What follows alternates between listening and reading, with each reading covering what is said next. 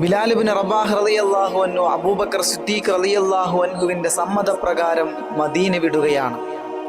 ദൂരേക്ക് മറഞ്ഞു. മദീന പള്ളിയിൽ നിന്ന് ബാങ്കുയർന്നു. മറ്റൊരു മുഅദ്ദിന്റെ ശബ്ദം. കാലം ചെല്ലുന്തോറും ശബ്ദം മാറിക്കൊണ്ടിരിക്കും. എന്നാൽ ബിലാൽ റളിയല്ലാഹു അൻഹു ഓർമ്മകളിൽ ജീവിക്കും. ആ ശബ്ദം ആരും മറക്കില്ല. ഓരോ ബാങ്കും പ്രഥമ മുഅദ്ദിനെ ഓർമ്മിപ്പിച്ചുകൊണ്ടിരിക്കും. ബിലാൽ ഇബ്നു റബാഹ് റളിയല്ലാഹു അൻഹു നബി സല്ലല്ലാഹു അലൈഹി വസല്ലമ തങ്ങളുടെ ജീവിതകാലത്തും അവിടുത്തെ വഫാത്തിന് ശേഷവും പരിശുദ്ധമായ ഇസ്ലാമിലുണ്ടായ യുദ്ധങ്ങളിലൊക്കെ പങ്കെടുത്തിട്ടുണ്ട്. അതിൽ പ്രധാനപ്പെട്ട ഒരു യുദ്ധമായിരുന്നു യർമൂക്ക് യുദ്ധം. യൂറോപ്യൻ ശക്തികളാണ് ശത്രുക്കൾ. ക്രൈസ്തവ രാഷ്ട്രങ്ങളുടെ ലക്ഷക്കണക്കായ സൈന്യം. ചരിത്ര പ്രസിദ്ധമായ ഹിംസ് പട്ടണത്തിലാണ് മുസ്ലിം സൈന്യം തമ്പടിച്ചിരിക്കുന്നത്. സൈന്യാധിപൻ അബൂ ഉബൈദ റളിയല്ലാഹു അൻഹു ശത്രുക്കൾ ആഞ്ഞടിക്കാൻ ഒരുങ്ങി നിൽക്കുകയാണ്. ഈ ഘട്ടത്തിൽ എന്ത് ചെയ്യണമെന്ന് ചർച്ച ചെയ്യുകയാണ് സൈന്യാധിപനും അനുയായികളും. മുസ്ലിം സൈന്യം തമ്പടിച്ചിരിക്കുന്ന രണ്ടു പ്രധാന കേന്ദ്രങ്ങൾ ഡമസ്കസും ഫലസ്തീനുമാണ്. ഖാലിദ് ബിൻ വലീദ് റളിയല്ലാഹു അൻഹു, അംർ ഇബ്നുൽ ആസ് റളിയല്ലാഹു അൻഹു ഇവരാണ് സൈന്യാധിപന്മാർ. ഹിംസിലെ മുസ്ലിം സൈന്യം കൂടിയാലോചന നടത്തി. ശത്രുക്കളുമായി ഏറ്റുമുട്ടുന്നത് തൽക്കാലം അപകടകരമാണെന്ന് മനസ്സിലാക്കി പെട്ടെന്നവർ ഹിംസ് വിട്ടു ഡമസ്കസിലേക്ക് നീങ്ങി. മുസ്ലിം സൈന്യം കേന്ദ്രീകരിച്ച പ്രധാനപ്പെട്ട 3 പ്രദേശങ്ങൾ ഇവയായിരുന്നു: ഷീസർ, ഹമാത്ത്, ബഅലബക്ക്. അവിടങ്ങളിലെ സൈനികരും ഡമസ്കസിലേക്ക് വരികയാണ്. ഹിംസിൽ നേരത്തെ മുസ്ലിങ്ങളും ക്രൈസ്തവരും തമ്മിൽ ഉഗ്ര യുദ്ധം നടക്കുകയും മുസ്ലിങ്ങൾ വിജയിക്കുകയും ചെയ്തതാണ്. ശത്രു സൈന്യം സർവ്വസജ്ജീകരണങ്ങളുമായി മുസ്ലിങ്ങളെ തകർക്കാൻ ഒരുങ്ങുകയാണ്. ഇതിനിടയിലാണ് 1-ാം ഖലീഫ അബൂബക്കർ സിദ്ദീഖ് റളിയല്ലാഹു അൻഹു വഫാത്തായത്. ഡമസ്കസിൽ തമ്പടിച്ച സൈന്യത്തിൽ ബിലാൽ റളിയല്ലാഹു അൻഹുവുമുണ്ട്. സ്നേഹിതന്റെ മരണത്തിൽ വളരെ ദുഃഖിതനായി. 2-ാം ഖലീഫയായി ഉമറുൽ ഫാറൂഖ് റളിയല്ലാഹു അൻഹു തെരഞ്ഞെടുക്കപ്പെട്ടതായി വാർത്ത വന്നു. വലിയ ആശ്വാസവും സന്തോഷവും തോന്നി. ഉമറുൽ ഫാറൂഖ് റളിയല്ലാഹു അൻഹു അതിർത്തി പ്രദേശങ്ങളിലെ കാര്യങ്ങൾക്ക് വലിയ പരിഗണന നൽകി. അവർക്ക് ശക്തി കൂട്ടണം. ഒരു സഹായ സൈന്യത്തെ സജ്ജമാക്കി.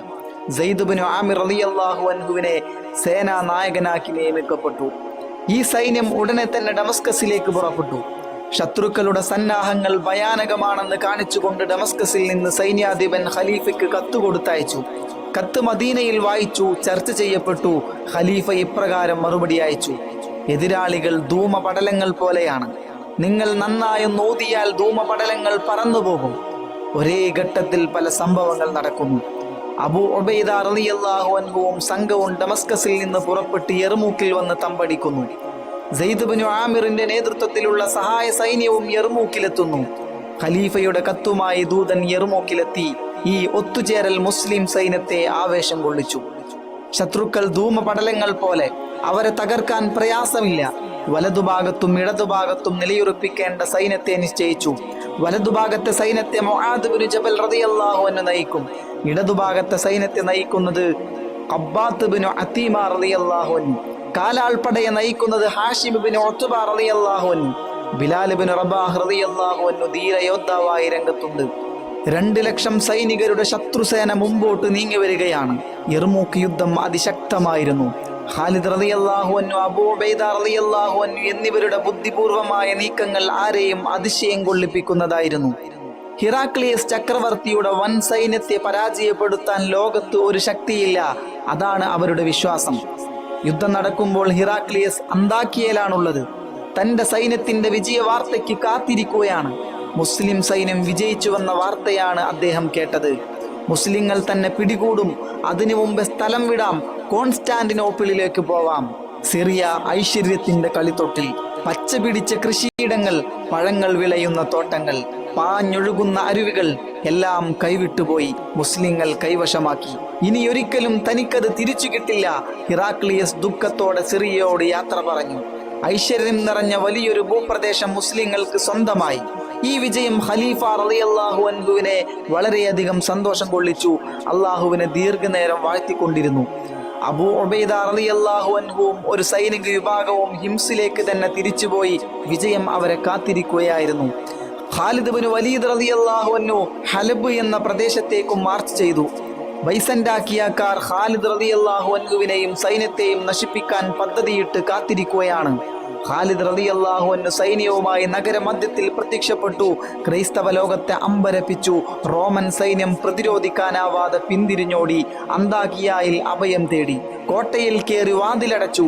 ഖാലിദ് റളിയല്ലാഹു അൻഹു ഇപ്രകാരം വിളിച്ചു പറഞ്ഞു: നിങ്ങൾ കാർമേഘത്തിൽ പോയി ഒളിച്ചാലും അള്ളാഹു ഞങ്ങളെ അവിടെ എത്തിക്കും, അല്ലെങ്കിൽ നിങ്ങളെ ഞങ്ങളുടെ മുമ്പിൽ കൊണ്ടുവന്നെത്തിക്കും. അധികം താമസിയാതെ അബൂ ഉബൈദ റളിയല്ലാഹു അൻഹുവും അവിടെ എത്തി. തദ്ദേശീയരെ പരിശുദ്ധമായ ഇസ്ലാമിലേക്ക് ക്ഷണിച്ചു. ഭൂരിപക്ഷം പേരും ഇസ്ലാം മതം സ്വീകരിച്ചു. ഇതറിഞ്ഞ് ഖലീഫ വളരെ സന്തുഷ്ടനായി ക്രൈസ്തവരുമായി സന്ധി ചെയ്തു. അന്താക്കിയ സീസറിന്റെ പ്രസിദ്ധമായ താവളമാണ്. കോൺസ്റ്റാന്റിനോപ്പിളിനോട് സാമീപ്യമുള്ള പട്ടണം. അന്താക്കിയയുടെ ചുറ്റുമതിൽ ആരെയും അമ്പരപ്പിക്കും. പർവ്വതം പോലെയുള്ള മതിൽ. അതിന് സമീപം വരെ മുസ്ലിങ്ങളുടെ സൈന്യമെത്തി. ശക്തമായ യുദ്ധം, ബുദ്ധിപരമായ നീക്കങ്ങൾ അന്താക്കിയ അധീനപ്പെടുത്തി. യൂറോപ്പ് ഞെട്ടിവിറച്ചു. മരുഭൂമിയിൽ ഒട്ടകത്തിന്റെ മൂക്കുകയറും പിടിച്ച് നടന്ന കാട്ടറബികൾ ഡമസ്കസും ഹിംസും പിടിച്ചടക്കുകയോ അന്താക്കിയ അധീനപ്പെടുത്തുകയോ. ഹിറാക്ലിയസ് ചക്രവർത്തി കോൺസ്റ്റാന്റിനോപ്പിളിലെ കൊട്ടാരത്തിലെത്തി. റോമാ സൈന്യത്തിലെ 70,000-ലേറെ യോദ്ധാക്കൾ വധിക്കപ്പെട്ടിട്ടുണ്ട്. സാധാരണക്കാർക്ക് വിമോചനത്തിന്റെ കാലമായി. മേലാളന്മാരുടെ പീഡനം അവസാനിച്ചു. സാധാരണക്കാർക്ക് സ്വാതന്ത്ര്യം ലഭിച്ചു. മുസ്ലിം ഭരണം വന്നത് അവർക്ക് അനുഗ്രഹമായി. പടിഞ്ഞാറൻ ക്രൈസ്തവരുടെ സ്വപ്ന ഭൂമിയായ സിറിയയിൽ ഇസ്ലാം മതം പ്രചരിപ്പിച്ചു. ശാന്തിയും സമാധാനവും സാഹോദര്യവും സ്വാതന്ത്ര്യവും ഇവയെല്ലാം ജനങ്ങൾ അനുഭവിച്ചു തുടങ്ങി. അംർ ഇബ്നുൽ ആസ് റളിയല്ലാഹു അൻഹു ഫലസ്തീനിലേക്ക് പടനയിച്ചു. അതിശക്തമായ ശത്രു സൈന്യത്തെ പരാജയപ്പെടുത്തുകയാണ്. ബൈത്തുൽ മുഖദ്ദസ് പിടിച്ചടക്കാൻ വേണ്ടി വളരെയേറെ സാഹസിക ശ്രമങ്ങൾ നടത്തേണ്ടി വന്നിട്ടുണ്ട്. മുസ്ലിം സൈന്യത്തിന്റെ പൊടുന്നനെയുള്ള നടപടികൾ അമ്പരപ്പിക്കുന്ന ധീരതയ്ക്കും മുമ്പിൽ ക്രൈസ്തവർ പതറിപ്പോയി. അവർ സന്ധിക്ക് അപേക്ഷിച്ചു. നിങ്ങളുടെ നേതാവായ ഖലീഫ ഉമർ നേരിട്ട് വന്ന് സന്ധി വ്യവസ്ഥകൾ എഴുതണമെന്ന് ഞങ്ങൾ ആവശ്യപ്പെടുന്നു. ക്രൈസ്തവ നേതൃത്വം അങ്ങനെയാണ് അറിയിച്ചത്. അബൂ ഉബൈദ റളിയല്ലാഹു അൻഹു ഇക്കാര്യം അറിയിച്ചുകൊണ്ട് മദീനയിലേക്ക് കത്തയച്ചു. തലമുതിർന്ന സ്വഹാബികൾ കത്ത് വായിച്ചു, ചർച്ച ചെയ്തു. മദീനയിൽ നിന്ന് വളരെ അകലെയുള്ള സ്ഥലമാണ് ഫലസ്തീൻ. ശക്തരായ ശത്രുക്കളുടെ മധ്യത്തിലൂടെ യാത്ര ചെയ്യണം. ഭരണാധികാരി മദീന വിടുന്നത് ഭരണത്തെ ബാധിക്കും. ഇങ്ങനെയൊക്കെയുള്ള അഭിപ്രായങ്ങൾ ഉയർന്നു വന്നു. അലി ഇബ്നു അബീ ത്വാലിബ് റളിയല്ലാഹു അൻഹു ഇപ്രകാരം അഭിപ്രായപ്പെട്ടു: ബൈത്തുൽ മുഖദ്ദസ് നമ്മുടെ ആദ്യ കിബിലയാണ്. പല നബിമാരുടെയും അന്ത്യവിശ്രമ കേന്ദ്രമാണ്. ഖലീഫ അവിടെ സന്ദർശനം നടത്തണം. അത് മുസ്ലിങ്ങൾക്ക് ആത്മവിശ്വാസവും ധൈര്യവും വർദ്ധിപ്പിക്കും. ഉമർ ഇബ്നുൽ ഖത്താബ് റളിയല്ലാഹു അൻഹു ആ അഭിപ്രായം സ്വീകരിച്ചു. അലി റളിയല്ലാഹു അൻഹുവിനെ മദീനയിൽ തന്റെ പ്രതിനിധിയായി നിയോഗിച്ചു. ഏതാനും സഹയാത്രികരോടൊപ്പം ഉമർ റളിയല്ലാഹു അൻഹു പുറപ്പെട്ടു. സുദീർഘമായ യാത്രയാണ്. ഒരു ഭരണാധികാരിയുടെ ആഡംബരപൂർവമായ യാത്രയല്ല, ഒരു സാധാരണക്കാരന്റെ യാത്ര. ഒരു പാത്രം വെള്ളം, ഒരു പാത്രത്തിൽ കാരയ്ക്ക, കീർത്തുന്നിയ ഉടുപ്പുകൾ, അറേബ്യൻ ദാരിദ്ര്യം വിളിച്ചോതുന്ന വസ്ത്രം. ആഡംബരങ്ങളുടെ നാട്ടിലേക്കാണ് പോകുന്നത്. അന്നാട്ടുകാർ ഉമർ റളിയല്ലാഹു അൻഹുവിനെ കുറിച്ച് സാധാരണക്കാർ ഖലീഫയെ കാണാൻ തിടുക്കമായി. സ്വച്ഛാധിപതികളുടെ ഭരണത്തിൽ നിന്ന് തങ്ങളെ മോചിപ്പിച്ച വിമോചകനാണ് അദ്ദേഹം. ക്രൈസ്തവ മേലധ്യക്ഷന്മാരും കാത്തിരിക്കുകയാണ്. ഖലീഫയുടെ വിശാല മനസ്കതയും ഭരണപരിഷ്കാരങ്ങളും അവരും കേട്ടറിഞ്ഞിട്ടുണ്ട്. ബിലാൽ റളിയല്ലാഹു അൻഹുവിന്റെ മനസ്സ് നിറയെ സന്തോഷം.